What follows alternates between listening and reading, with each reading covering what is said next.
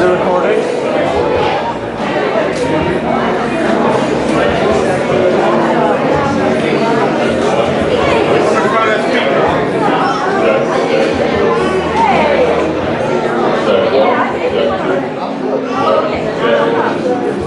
One, two, three, four. Good? Yeah. Once they start talking about I'll speak to you.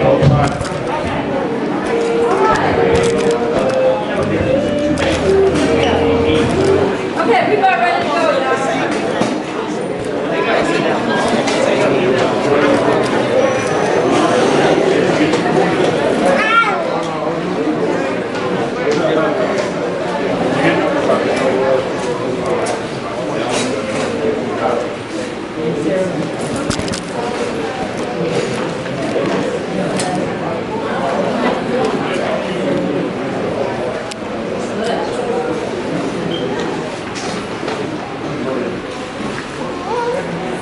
Good evening. Can everybody turn their cell phones ringers off, please?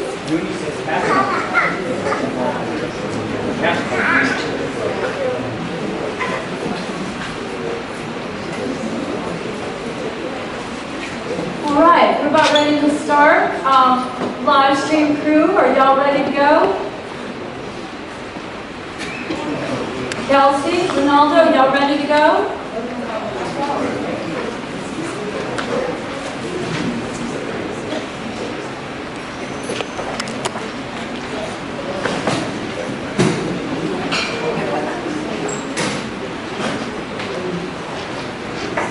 So I'll just give a few housekeeping rules while we're waiting for the live stream to sync up. We want to welcome you to Homer Plessy at Craig School, otherwise known as Craig University. The restrooms are to the left, I understand, and around that corner. Please turn your cell phone ringers off. We have water and a few snacks over at the corner table. And please, everyone, make sure you sign in. Those who haven't gotten a packet, please raise your hand. Could someone come up and help me distribute these, please?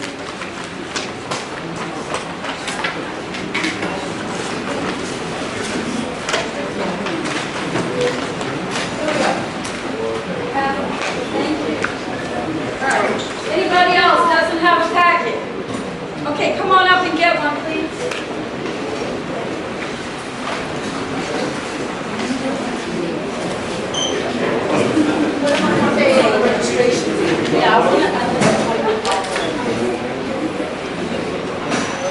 Thank you so much.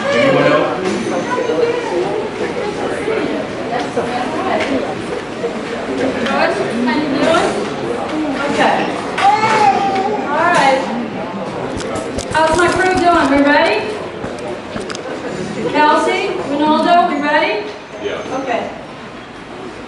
Everybody settle? So, 3, 2, 1. Welcome everybody to this community meeting. It's a really important meeting tonight because we're going to be talking about the mayor's plans to relocate City Hall to Armstrong Park shortly thereafter. So I think some of the purposes of the goals that we have right now are to stop that process, because once contracts are awarded, it's going to be hard to roll that back. So I want to welcome so many people that I know and love, and you know, we see faces from Treme, we see faces from the French Quarter and all over the city. And I want to say this, you know, I'm from the grew up in the French Quarter and the Treme, and it's my heart and soul.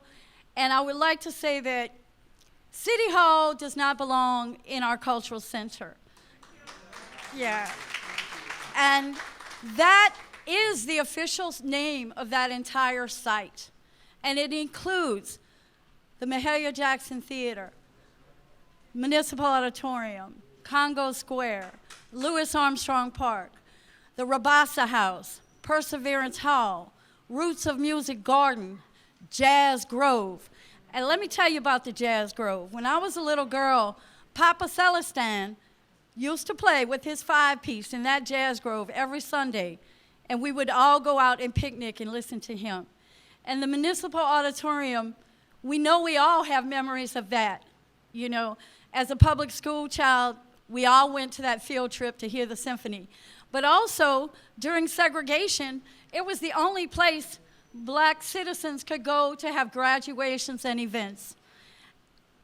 I remember the first Jazz Fest. I worked for Charlie Baring on the first night concerts at Jazz Fest in the Municipal Auditorium. A lot of music, but Congo Square is the root of it all.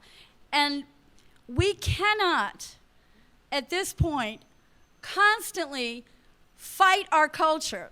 And when I say that, I mean our government, our city, says we aspire to be a world-class city. And culture is our crown jewel. But if we don't support the culture in real ways, then what are we really talking about? So I would ask you to remember as well, we've only had 3 city halls in 300 years. So this next move is for 75, 100 years. The current city hall was built on a black neighborhood that was raised, that Louis Armstrong's boyhood home was there. There's no plaque, there's nothing. So now you want to come into a space that's been beat up and torn down for another 300 years. So what we're asking tonight is everybody listen and make your comments. We have a long audience participation piece, and I'd like to introduce the team. We're very lucky that there's so many people united behind this issue. So the collaborating organizations tonight are Miss Amy Stelly, Claiborne Avenue Alliance,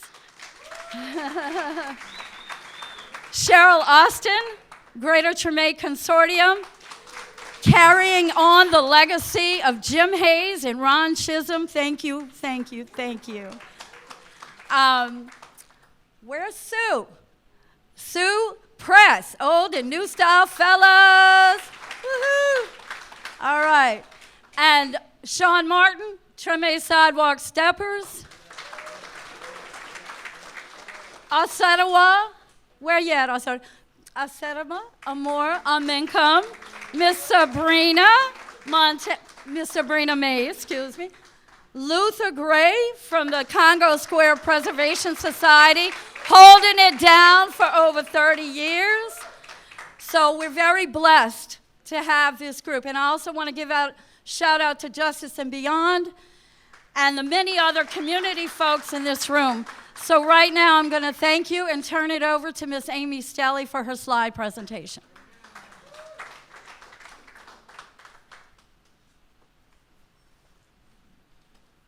Thank you, Morgan, and welcome. I'm so happy to see so many people here and so many people engaged. What I did was extract images and text from the RFQs. So what you will see, save the last couple of slides, have come from the city's document. It is not my interpretation or anyone else's interpretation, because we did not want to color the information. We wanted to present it and have you make your own decision. But our ask of the city is that they rethink the relocation of City Hall.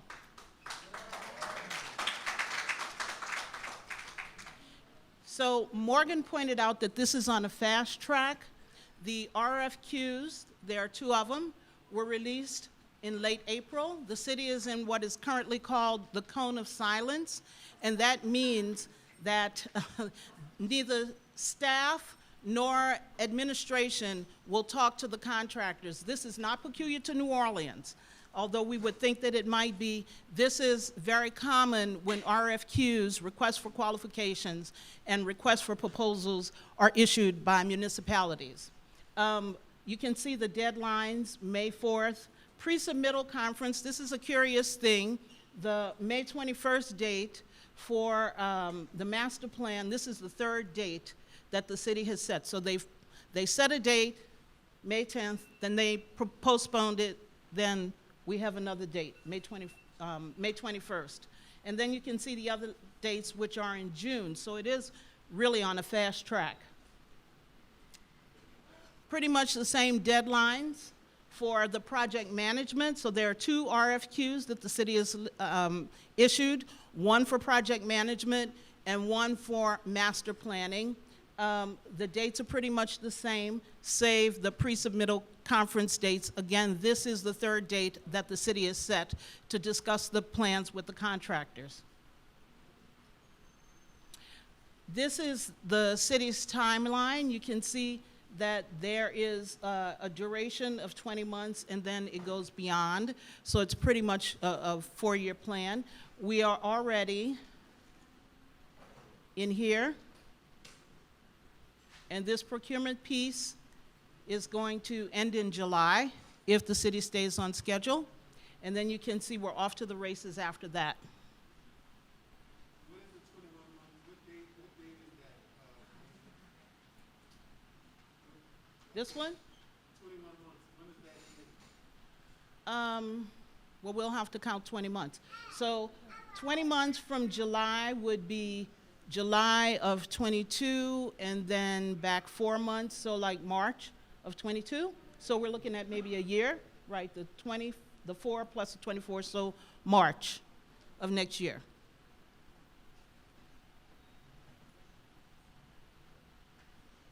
So this was taken from the city's text. It's their expression of need. And what they wish to do is redevelop both the auditorium and the park to return the area into a more vibrant and useful service to Treme, the citizens of New Orleans, as well as visitors. So this will become a useful and more vibrant place for us plus the tourist.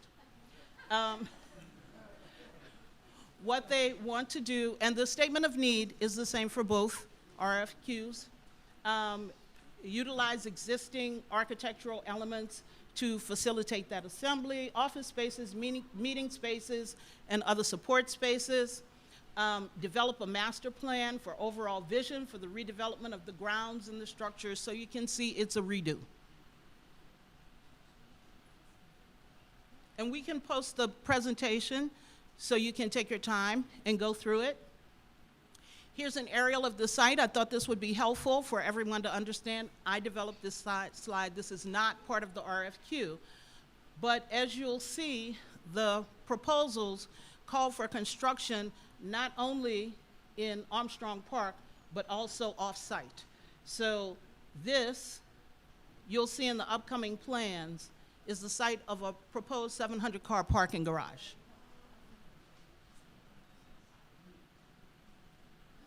I want to back up, and this is a personal, I'll editorialize here. So the plan is to, one of them is to put a parking garage here, right next to the playground. So you're going to put kids next to 700 cars with exhaust. IJS.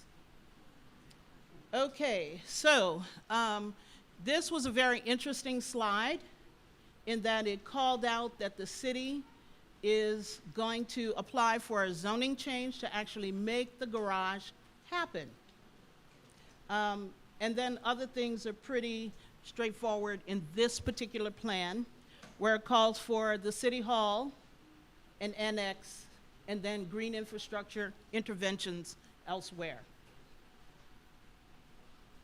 Here's the curious thing about the zoning. I created this slide. So where I create slides, I'll tell you, everything else is taken from the city. So the zoning change. The site, and this is where the garage is proposed, is currently open space greenway. It would have to convert to high intensity mixed use, MU2, and here's a general rule of thumb for zoning. You don't want to create spot zoning, so the zoning needs to be contiguous. So based on best practices, one could assume that the city is going to then put high intensity mixed use next to the playground. Oddly enough, to do that, not only do they have to go through the zoning change, they have to apply for a conditional use permit to actually build the garage, because the garage is not permitted by right under the CZO. However, there are some zoning conflicts once you get to the open space regional. So the city sees this as a regional park, regional open space that draws everyone from all over the city. And we know that when there are events in the park, we do draw crowds from everywhere. There's a conflict in the code in that it prohibits regular office, but allows government office. As a planner, I have to tell you, an office is an office, and at 5 o'clock, it's dead. Everybody's gone home. So a question for the city might be to discern, tell us what the difference is. Why is there a conflict? Because that affects what goes on. Here's the other interesting thing, that in the age of COVID, when we value and need open space, the city is taking a step backward and building on it. The concepts, here we go. So the tax credit concept was created a year ago. So this was one of the first schemes. I spoke to the mayor about this plan March of last year and saw something different, which is irrelevant because this is what they've settled on, right? So the tax credit scheme contemplates keeping the historic nature of the building intact and then doing some additions. And in the Municipal Auditorium, you not only have to maintain the historic integrity of the outside, you have to do it for the concert hall. Once you start destroying the concert hall, then when you go through the Section 106 review, ideally, we in the Fed should say, you want tax credits, it's a 106 review, you've got to keep that intact. So you can see, under this plan, the historic features would be preserved and the architecture would be preserved within the building. Additionally, it calls for the restoration to its original 1928 state. I say hooray for that, the restoration. I'm not for the use. I'll be totally transparent that the use as a city hall I disagree with as a resident and as a professional. And that is me editorializing. So here's the curious thing. A year ago, the fire station left. This is a neighborhood of wooden houses, more than a century old. My house was built in 1910. The wood is dry. If there is a fire, especially with a 700-car garage, and then surface parking, adding another 100 or so, if there's a fire, then the closest stations are in the French Quarter or near the hospital. You know what that means? We burn. Because we know when Bertha's caught fire at Orleans and Villeray, we discovered as a neighborhood that the fire station had been closed. It was closed, no warning, no nothing. There was a fire. Bertha's is gone by a fire that was accidentally set. I'm saying that to illustrate the importance of having a fire station in our neighborhood. So, another question for the city might be, why is the fire station being removed? And then here are the site sections. So this is cut from Basin Street all the way to St. Philip. And the building pretty much looks like what we're used to, right? And likewise here. And you'll see that the city is only going to a 50-foot height limit. Not necessarily bad. I want you to take note in all of the slides of the little shotguns on St. Philip Street. Concept 2, demolish the annex, put all the programs inside, do more parking, build 4 floors plus a mezzanine, and restore the facade and roof of the original building. Here's where it gets a little bit more interesting. So we have City Hall, 5A, a 7-story addition here, and then a parking garage. And then 6 is the Civil District Court, and another parking garage. And then here's another parking garage facing Villeray Street. So at this point, I would say that with, what, 2,600 cars? Is it 26? Yeah. We're a little bit overparked.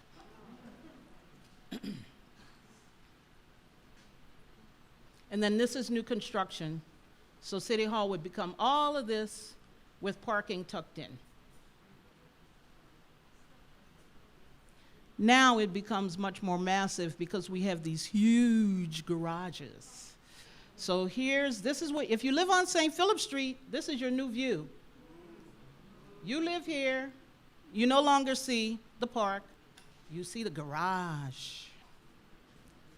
And then cutting through, so this is Basin to St. Philip, and then Villeray to Rampart, and then on Villeray, here we go, 85 feet, so we've bumped it up considerably. I think we're exceeding the height limit of the zoning district here. So we might ask, why is that necessary? Concept 2, restore the facade, completely repurpose the interior. So here we go, all the historic elements, bye, gone. Demolish the existing annex, I'm cool with that because it's ugly. And then put the new Civil District Court and parking to accommodate the site. Now we saw the Civil District Court come up earlier. And it's back. But this time, it's on Villeray Street. But poor St. Philip, you still have the parking. And it's huge, 2,400 cars. And then here's City Hall and more parking. I think we're still overparked. So this is what it would look like. Totally built out. Can you hold? Okay.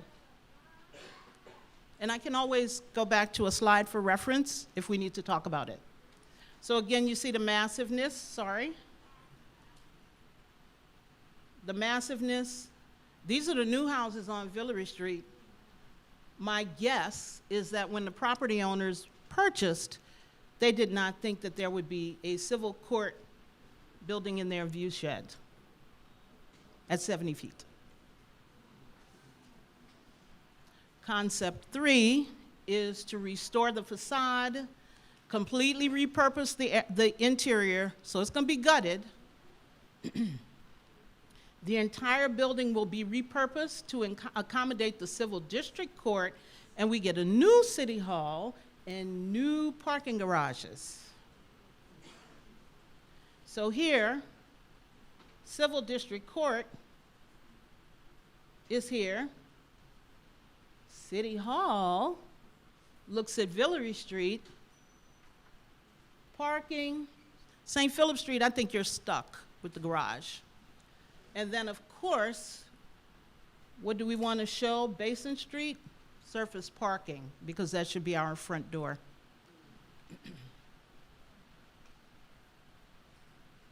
And once again, the intense massing of their proposal, 100, it's hard to see, 127-foot height limit. So that's roughly 10 stories, 9, 10 stories. So on Villeray, you get to see a 10-story building. That's big, especially in this neighborhood of single-story shotguns. The cost. This is taken from the city's document. So they looked at what it would cost to actually restore the existing city hall, which I think is a worthy consideration for a lot of reasons. And that comes in at $155 million. The actual cost to transform the Municipal Auditorium is $171 million, but the city is saying, well, we got $38 million, so it's only $133 million. That's a bargain, except we don't have the money. So where does it come from?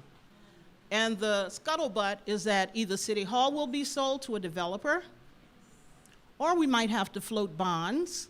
The question we have to ask ourselves as citizens is, do we want to pay for this?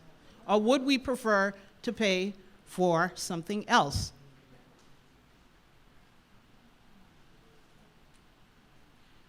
I did this when I first started writing about this, a comparison of City Hall. So this is my work, and it's pretty straightforward. And the reason that I did this is because I, as a professional, believe that city halls should be downtown around the businesses where they flex their muscles as the authority. And our city hall does that by siting and also by view. So if you drive up Basin, by the time you get to Conti, City Hall is like this. It asserts itself quite wonderfully, especially for a low-scale building. You know, tall buildings, you can see them from afar, but a low-scale building, you wait for it. But this one asserts itself quite forcefully, and that is what a city should do. They're the authority. We're in charge.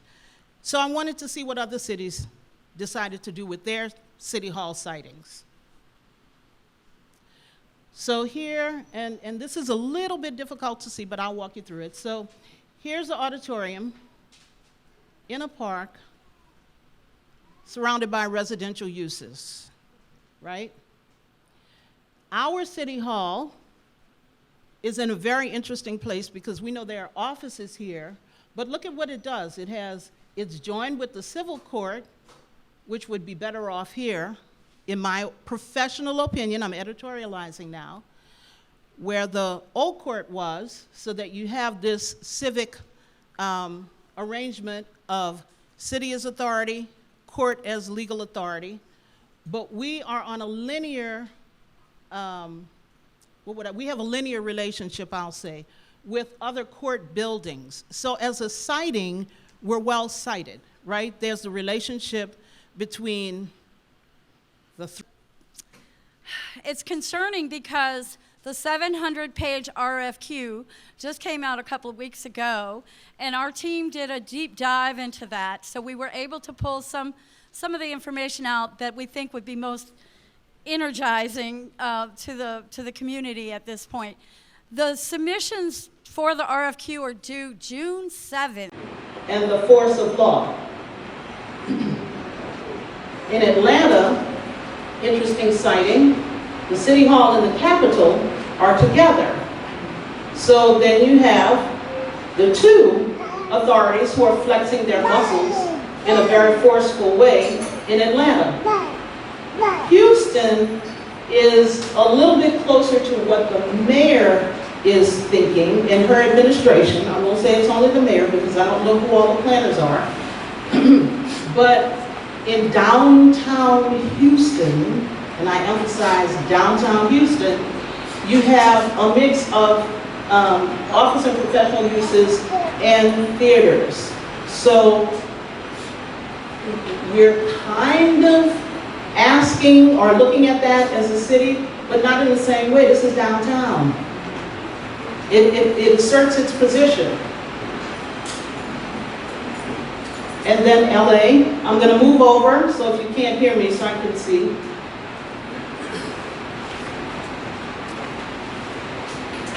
Again, we have the relationship between the City Hall in red, a long, long promenade. So the The city says, we're here. You enter us, it's a grand entrance, it's a promenade. It exerts its authority by saying you walk to us, you walk slowly, you appreciate. Buildings speak, landscapes speak. So LA has given you this configuration again with other professional buildings. New York is close to the police, so it's a little bit like our current City Hall, where we have that juxtaposition of authority, municipal authority, and law. You see that here. Philadelphia, very interesting. I'm really familiar with this because I've spent a lot of years in Philadelphia. Philadelphia, their City Hall says stop. It's tall, it's in the middle of the street. You can't go north, south, east, or west without confronting City Hall in downtown Philadelphia. And then in San Francisco, we have another juxtaposition of things like the library. So the civic uses are coupled together in other cities and positioned within the urban landscape to actually be the power. I contend that when we move out of that seat of power, then we abdicate, right? Somebody else is going to take that site. Somebody else will stop the view. Somebody else will be in the seat in the center of the CBD. So I just thought this was interesting to actually walk through and see what other people do, other cities do, and to share that with you. This is the conclusion of the slide presentation. Cheryl has mounted some other drawings. It would have taken forever to go through all of the drawings. So I invite you to look at whatever is posted in the room. And then what we will have to do is get you guys a link to the RFQ if you want to see more. And I thank you. I'm going to pass the mic to Mrs. Sepulveda.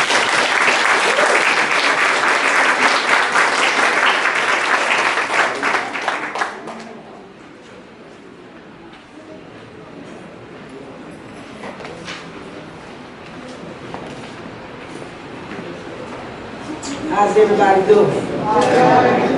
When I say who's got the power, you say we got the power. Who's got the power? We got the power. I say who's got the power? We got the power.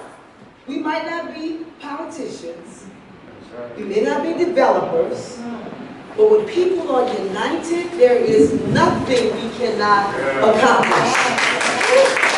Who's got the power? We got the power. I am a Setua of Moorman Cool. I'm a representative of the New Orleans Culture Preservation Committee. I have, well, thank you for that clap. I have Sabrina Mays and Lou the Great and Cheryl, who are also members of that particular committee. But I just want to acknowledge to you all that there have been many organizations working in pockets. So you can't mistake silence for no work, right? So it was very auspicious that we all came together, because it's going to take us being united in order for us to overthrow this, because that thing there, it's not going to happen.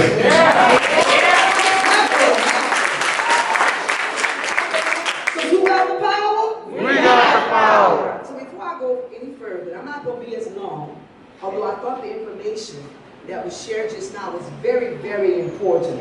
Some of you guys got glossy eyed, but you need to go to the minutiae of the details to see exactly what they're planning.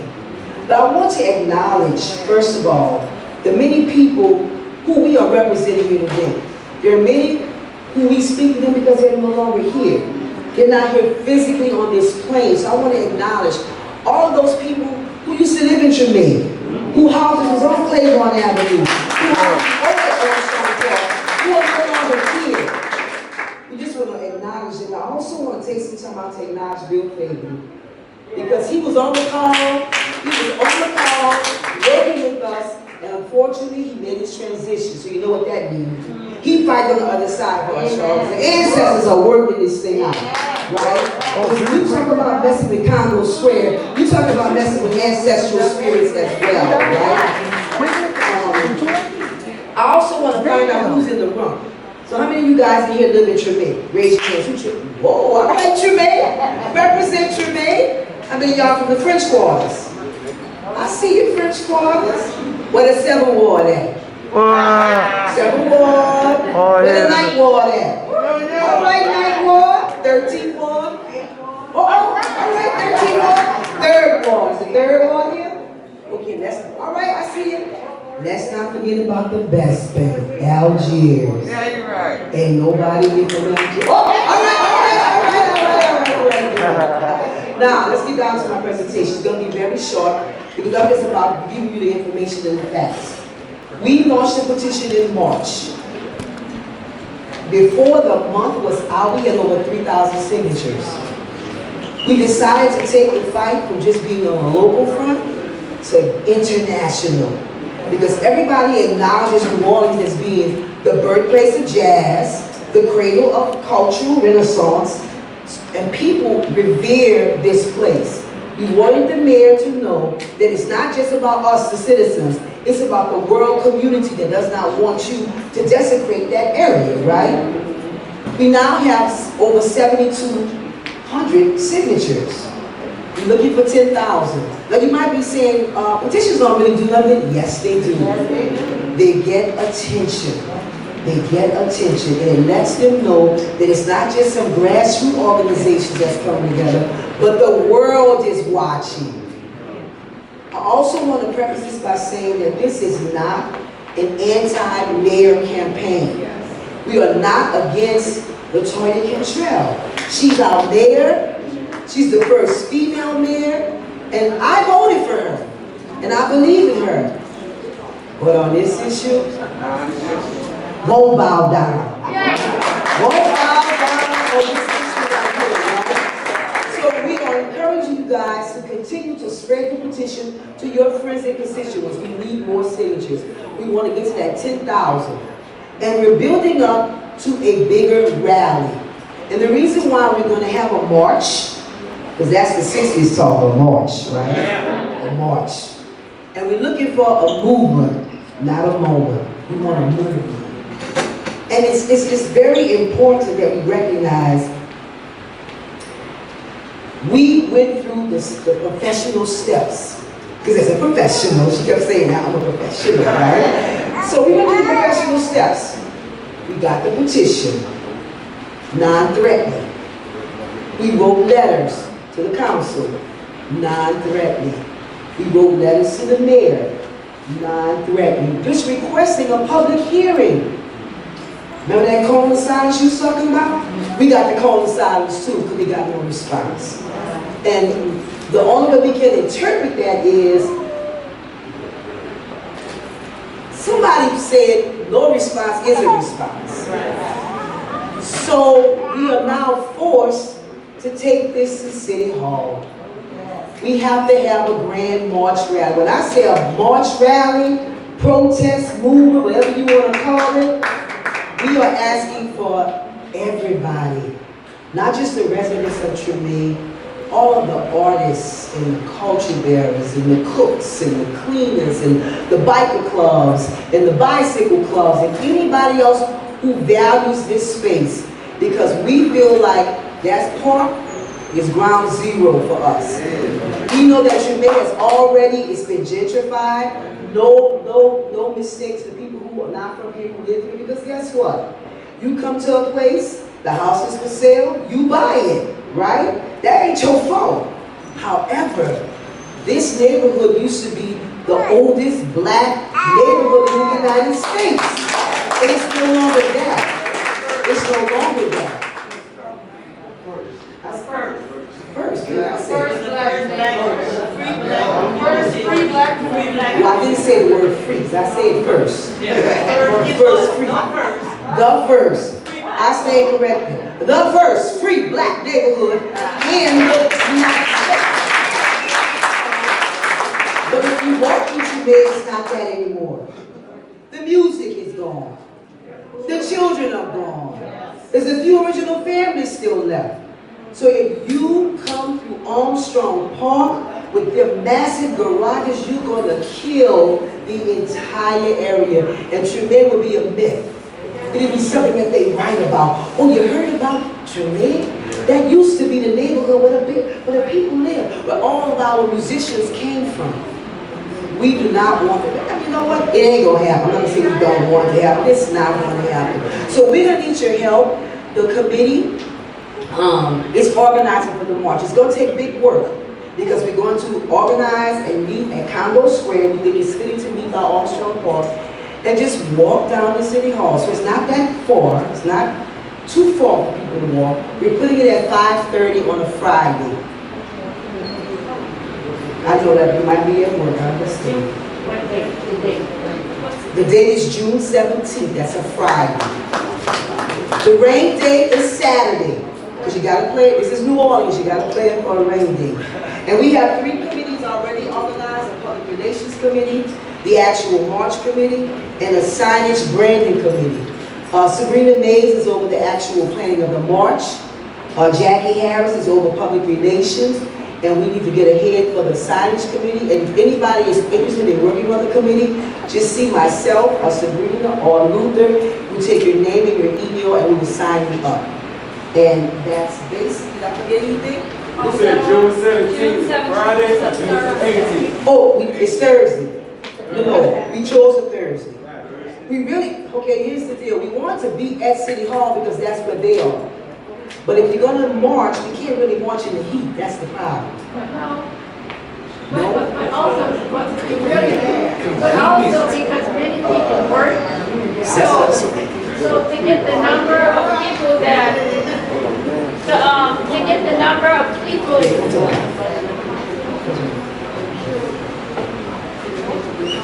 to get the number of people, to get the number of people that is needed to shut this down, we're talking about every citizen in the city of New Orleans marching as one. This is not about just Congo Square. It's not just about Armstrong Park, but it's about the memories that we grew up with that Municipal Auditorium. And so it's a personal affront to who we are as New Orleanians. And we welcome, and there's a lack of respect. So those who are not born and raised here, this is not a personal affront because we need everybody. But our reality is, as we say, I'm born and raised here, this is personal. This is personal. This is about memory. And many of our children, Katrina wiped out a whole lot of stuff, family pictures and everything. So that Municipal Auditorium is a hill that we're marching on, and we ain't dying.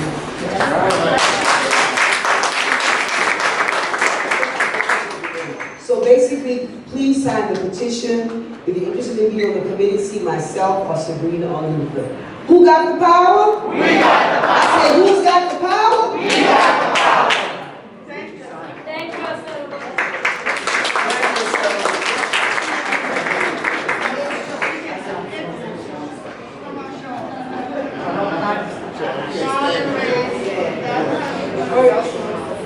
First, I would like to give my obedience to my God.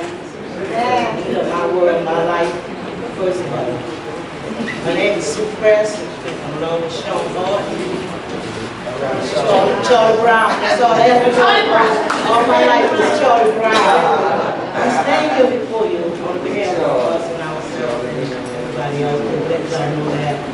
The reason we got involved in this with the location of the Municipal City Hall at the Municipal Auditorium, because we live in this neighborhood, we're from this neighborhood, we never left this neighborhood.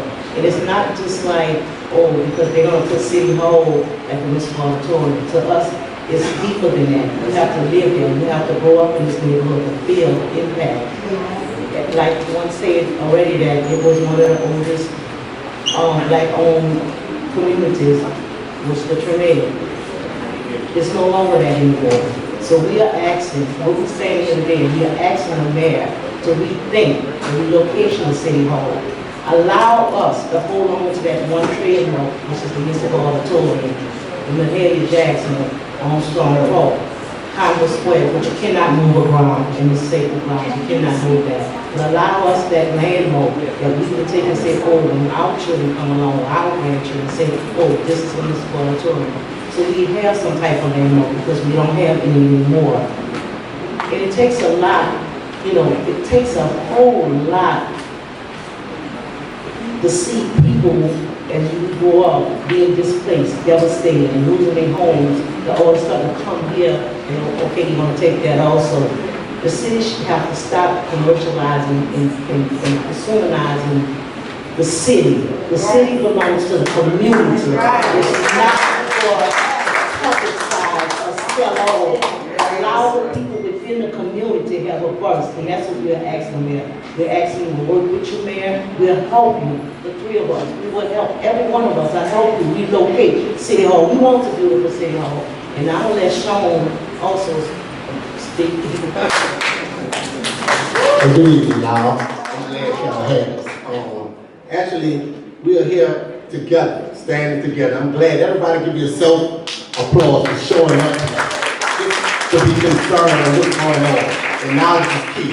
And what's going on is a slap in our face. I know I look around here and I see a few faces that I played with in this area. But we went to school here at Treme. That's right. And when Craig transformed to a charter school was king, the first assembly they had was mentioning the culture. They cannot change the dynamics of Treme by bringing a different school here. You might hear a band, a parade, anything that takes place. Any time of the day here in Treme. We grew up here. I was 7 years old when the people was forced to move out of their houses and sold or whatever. I was too young to understand that, but we used to play. We used to walk to school from 1526. Governor Nick was born and raised 55 years in Treme. And we walked to school, first grade, second grade, on the next floor, Thursday, and so on.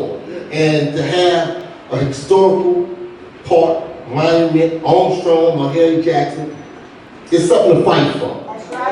It's something to fight. If you never fought for anything, it's something to fight for. And it's just not a white thing, a black thing, it's a united thing. And we can do this together. So when people brought home in here, they know what they were purchasing. They was purchasing culture. Something that can't be replaced. And we're going to go down with you all. We're going to fight this fight together. Amen.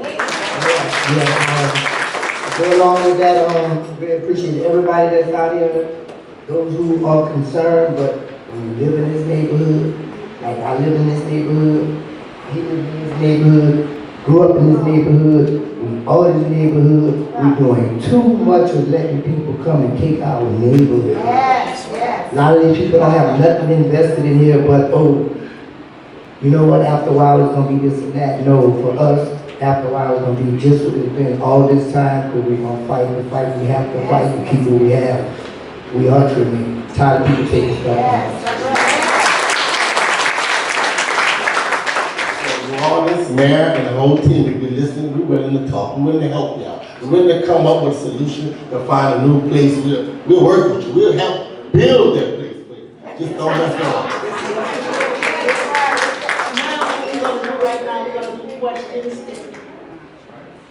First, I'm so sorry. First, I would like to acknowledge all and anyone that's political involved. Could you please step forward a little bit to the front? Anyone? Everyone, please step, anyone that's political involved, any political candidates, electoral officials, we just want to acknowledge y'all. Okay. All right. Now what we're going to do, we're going to open it up to everyone here. We're going to open it up to the audience and take any questions. And we will try to answer any questions, but it has to be based on the plans. It cannot be based on what the mayor's office is doing, because can't answer for the mayor. But we can try to answer any questions that you may have on the plans that was presented. Anybody? Anyone? Yes.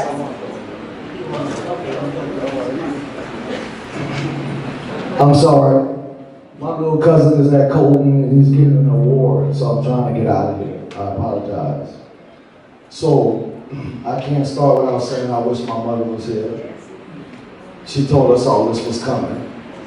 But what I would like to say now is, first and foremost, we have an issue with the severe disrespect in our city for our culture and for the indigenous people, and we see that play out in tons of ways, right? That's the fundamental on which we should stop this. But I want to go further and say that I've been going to Houston and Atlanta my whole life with my mother. I remember when Atlanta didn't have nothing but the Coke building. I really do. I'll be 50 this year, okay? And so it's so counterproductive for us at this point to demolish and disrupt functioning tourism spots when we could put City Hall in the east and stretch our tourism all the way out and start to grow and make room for these new people and stop displacing the indigenous.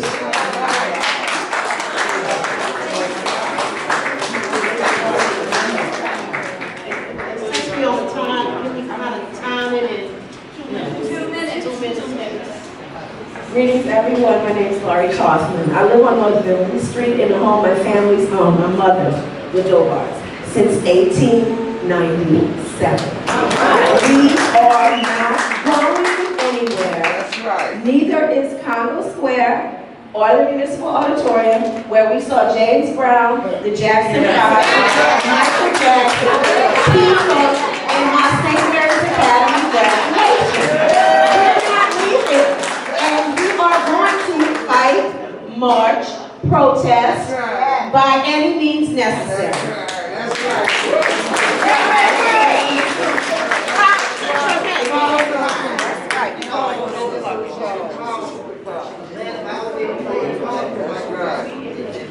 Shannon Flowers, right down the corner on St. Louis, also did for Michael Jackson, and he's still in the neighborhood. I want to acknowledge one more person. I'm going to let this young man speak. I want to acknowledge Jerome Smith, Big Black, most everybody knows.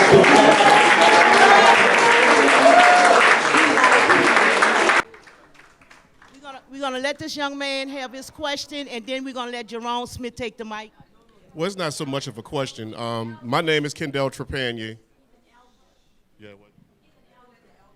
Come on.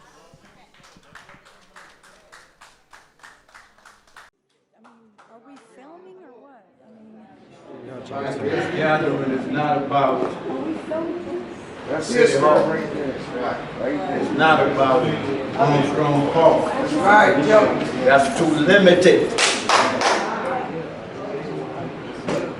This is about a new day lynching.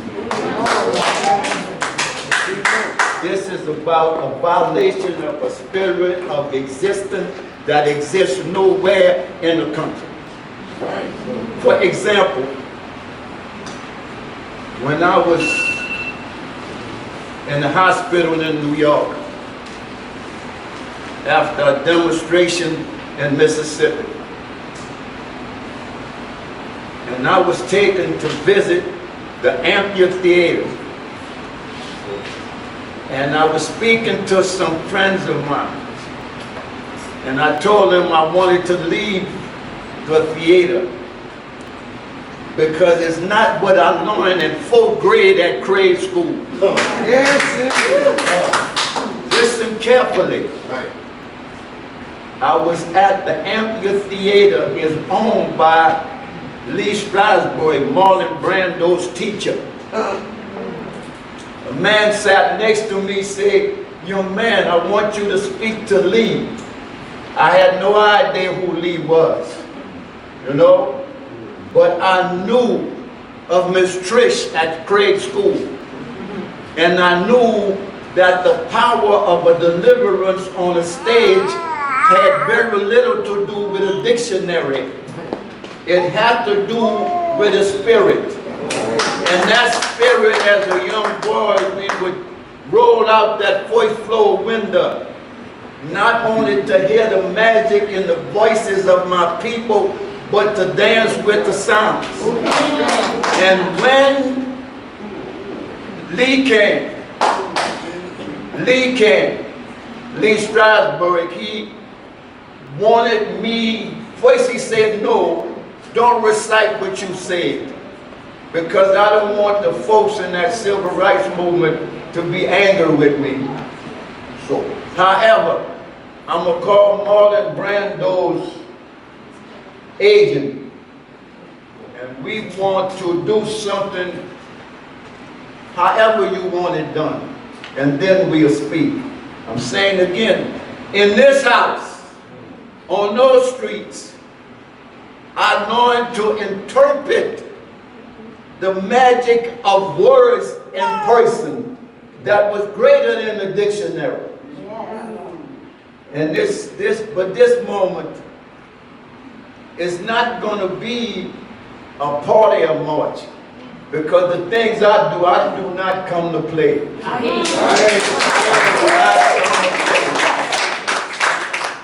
I'm not bragging. You know, but on one evening, Malcolm X sent for me. Yes. Sent for this tied-tongue boy who came out of Craig School. And he sent for me because I would not bow down to Bobby Kennedy. That's no lie. That's no lie. When I was in this school, there was a man came in here by the name of Morris Jeff. And I was in the school band. And my ambition was to go to Southern to be in the band. And he brought high school students in here to our music class. Then I discovered it didn't have nothing to do with the music class.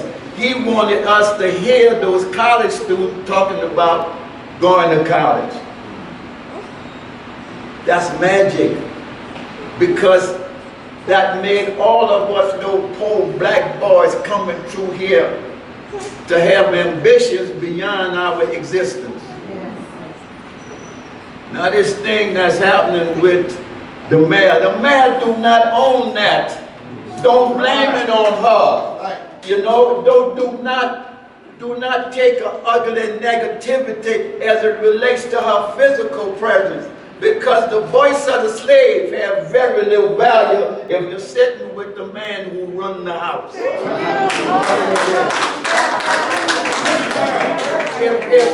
One time I went to jail, and I was in jail at the Paris prison. And it was after we got arrested for the sit-ins on Canal Street. But in that jail cell that night, they brought a man in, and the man looked like he was disturbed. And he didn't answer when one of the brothers spoke to him, but an elderly man came in with him. And I said, hey, mister, you could have my bunk. I sleep on the floor. I took the mat and I'm going to sleep under the bunk. So he said, thank you, young man. But later on, the man that first came in, we noticed he was bowing down by the toilet and eating the toilet bowl, and he was eating his feces.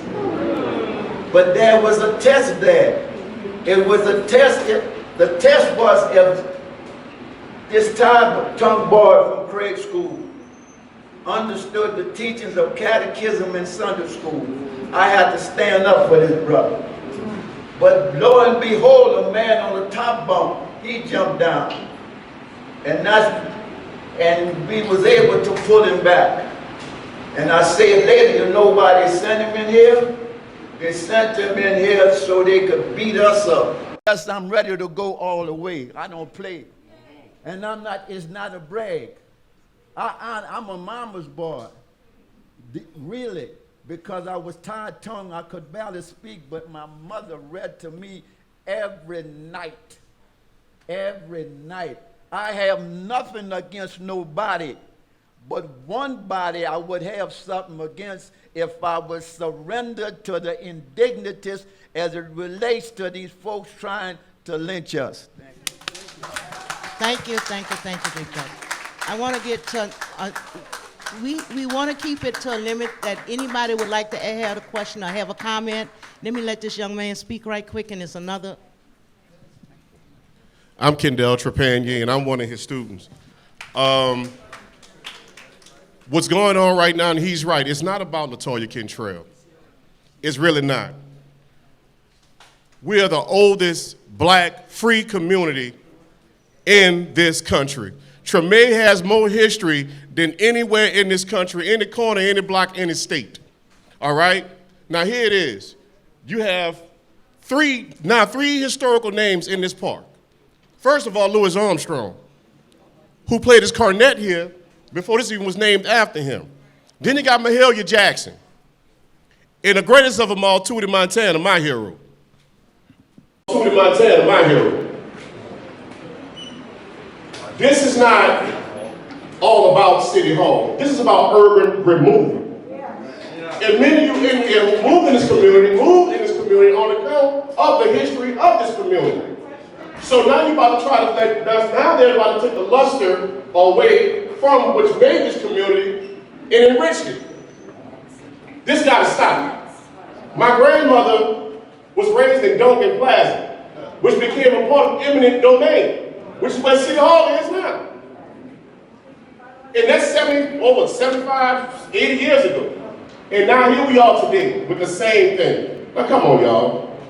City Hall in the neighborhood, the residents in the neighborhood will be paying for parking. Seriously. You're going to be paying for parking. And you have a nice car lot to go with it. We can't allow this. Enough is enough. Enough is enough. Be it City Hall or whoever, enough is enough.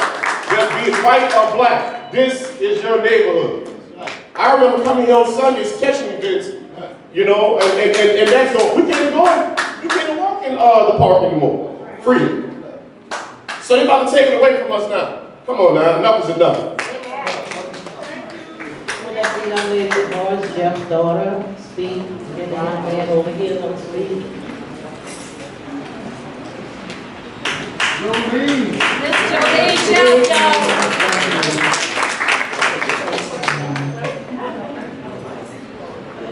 I just wanted to say a few words. The Municipal Auditorium was named in honor of my father, and on January 6, 1994. And to this day, the city has not honored that ordinance. The Treme Community Center was also named in his honor at the same time. And also till this day, nothing has been done by the city. I really would like to know what would happen to the auditorium since you're going to plan, different methods of dealing with the center. I have an ordinance in my hand that was signed, and I've held on to it all of these years. And I'm still holding on to it, wishing that the city would honor the legacy of my father. He loves the city of New Orleans. He loved the children.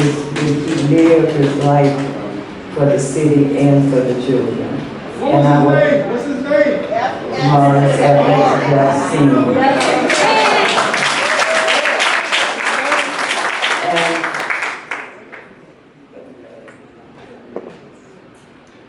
Our family talked about it, and we said whenever they name or put the name on the Municipal Auditorium and use the name, they have not even used the name Morris F. Jeff Senior Municipal Auditorium. Our family would like to see the auditorium turn into a recreation and cultural center for the children of New Orleans, including cultural programs such as music, sports, and dance. Also, after-school programs that foster the culture of the city. Mardi Gras Indians, costumes, feeding, carnival balls, dance classes, tutoring, and homework assistance program for children. When he was the NORD director at one of the times that he was, because they changed his name so many times, he developed the after-school program. And the after-school program was an extension of the school day for children. The teachers were the instructors. The teachers were trained to teach the children, so they didn't have latchkey kids. The kids stayed at the school after, and They had different programs for the children. The teachers taught them, they did their homework, they had recreation, and by the time they finished, it was time for their parents to come home from work, and they would go home and they could eat and go to bed. But I would hope that you would honor my father in some type of way, because he lived his life for the city of New Orleans. He loved everybody, white, black, green, purple, whatever. He was a people person. So this is all I have to say, and I thank you for hearing me.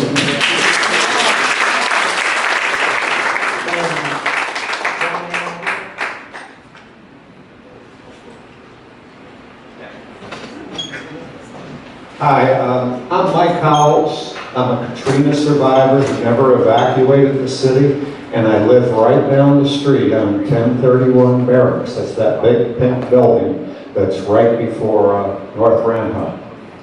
And I can remember in the day or two that followed Katrina, thousands of people, many without shoes, many with just a bag or whatever possessions they had, walking from the flooded areas on their way to the stadium. This is after the flooding, not before. And I'm pretty sure one of the few nice things that those folks saw, and I actually thought about this on their way through this hell, was walking by Armstrong Park.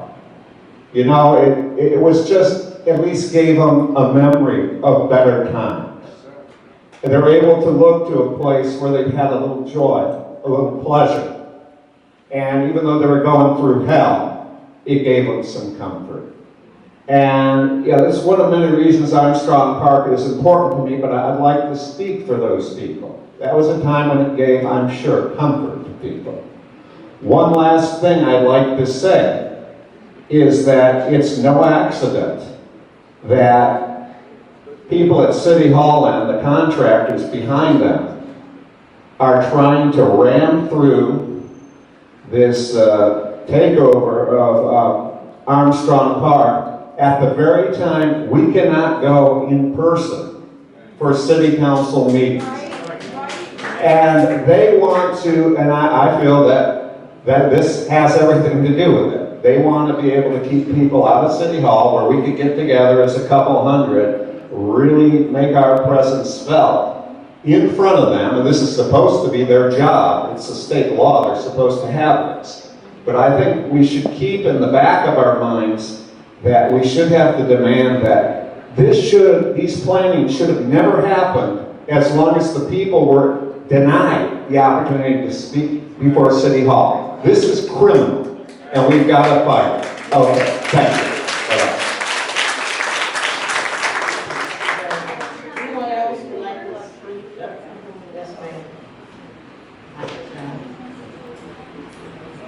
Anyone else have the floor?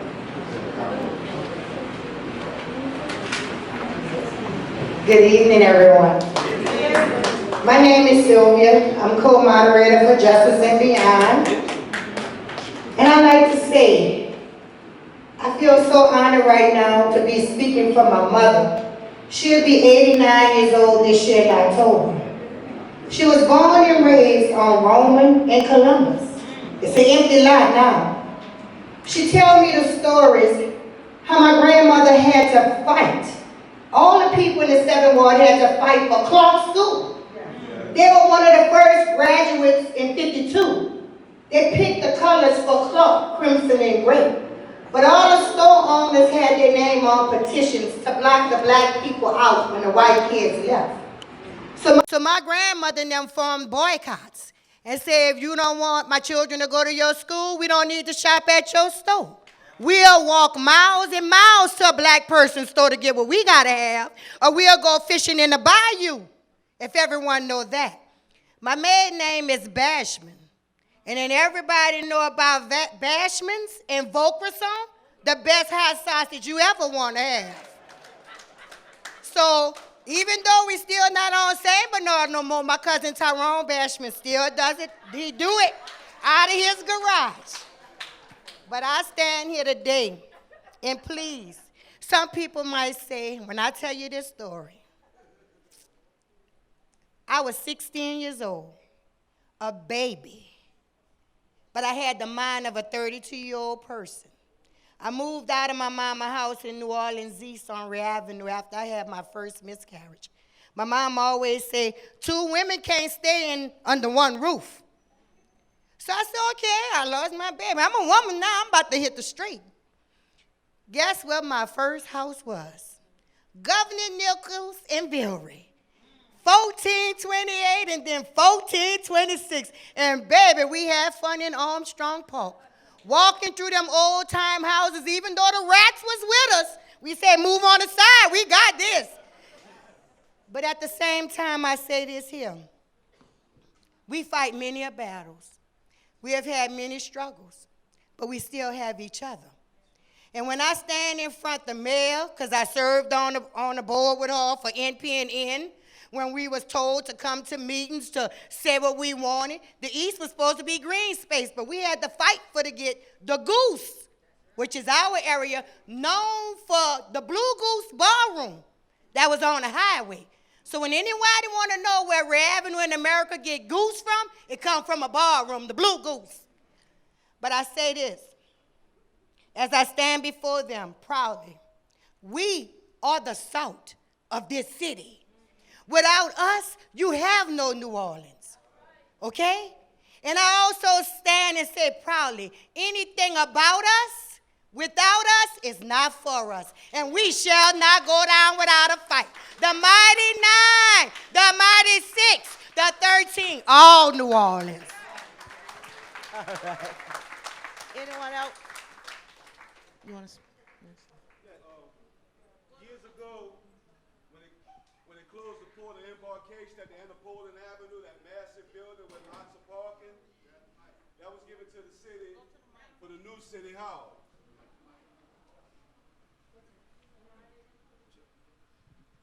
Thought I had a big mouth.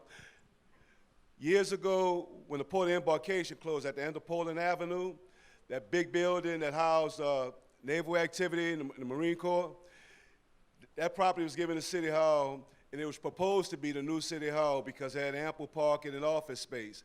Yeah, I'd just like to know what happened to that plan. Yeah. A great question. Well, we have anyone else with? You, okay.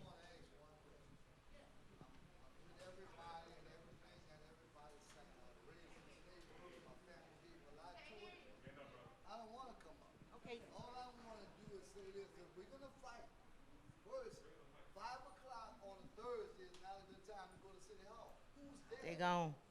No one. That's the worst time to go to City Hall. I've been retired for a very long time. I can do anything I want. Anytime. Wake you up at 6 o'clock in the morning, we'll be at City Hall. We got to go there doing working hours. If we don't go doing working hours, we're doing nothing.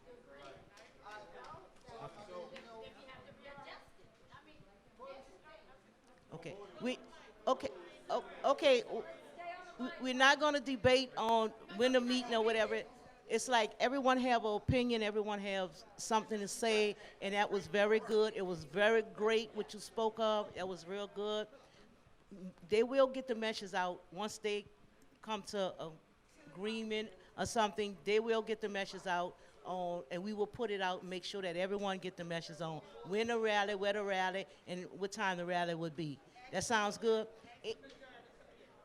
Everyone, can you join the committee? Everyone can join. We want like everyone in here to join the committee, and we want to take and I like to reiterate, we have nothing against the mayor. It's not about the mayor. It's about the location of the new City Hall. We asking her to rethink it and place it maybe somewhere else. That's what we coming together as a whole and do as a.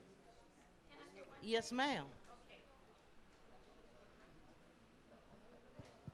In consideration for what the brother mentioned, that 5 o'clock in the evening does not do anything in terms of us marching, that we should be there when City Hall is in full operation. Consideration was for those who are employed, because we have a lot of the hospitality workers who may may not be able to attend because this impacts them as well.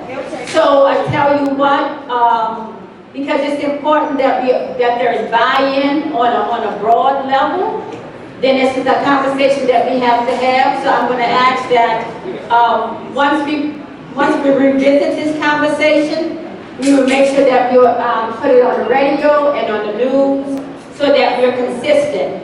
But this is our collective march rally that we're hosting. This is not just for the people that are standing up here. One vote, one voice. This is the elections season. And so if we elect you to represent the people, then we expect you to listen to the people's voices.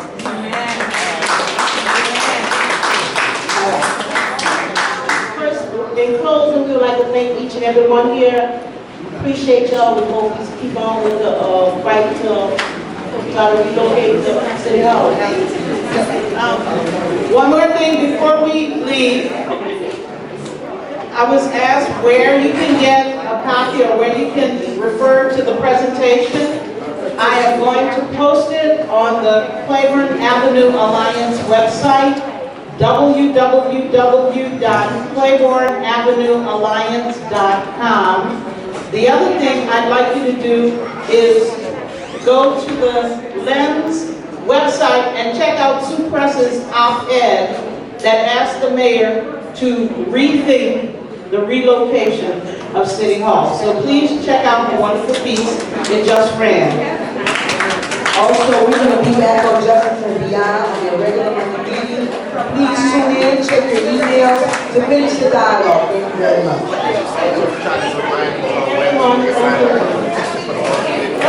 much.